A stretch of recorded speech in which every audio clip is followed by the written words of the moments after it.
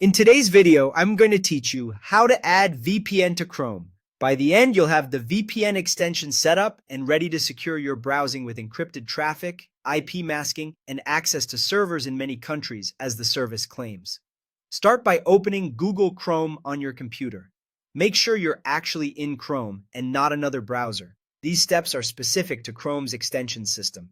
In the address bar, type your usual search engine and search for VPN. You're looking for the official Chrome Web Store result for the VPN extension. Choosing the listing from the Chrome Web Store helps ensure you're getting the legitimate version. On the extensions page, click the button that says either Get the extension or Add to Chrome. The wording can vary slightly, but both take you to the same installation flow.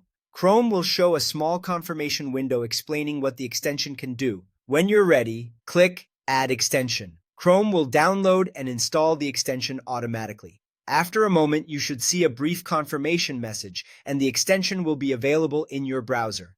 Next, go to the top right corner of Chrome and click the extensions icon. It looks like a little puzzle piece. This opens your list of installed extensions. Find VPN in that list and select it to open the extension's interface. If you already have a VPN account, sign in with your credentials. If you don't, create a new account right there in the extension. Keep your login details secure and avoid reusing passwords. Some features may require a paid plan, but you can still follow along with the setup process the same way. Once you're signed in, you'll see options to choose a server location. This is where you decide which country or region your connection will appear to come from. For the fastest speeds, it's often best to choose a server that's geographically close to you. If you prefer a different region for your needs, pick that instead.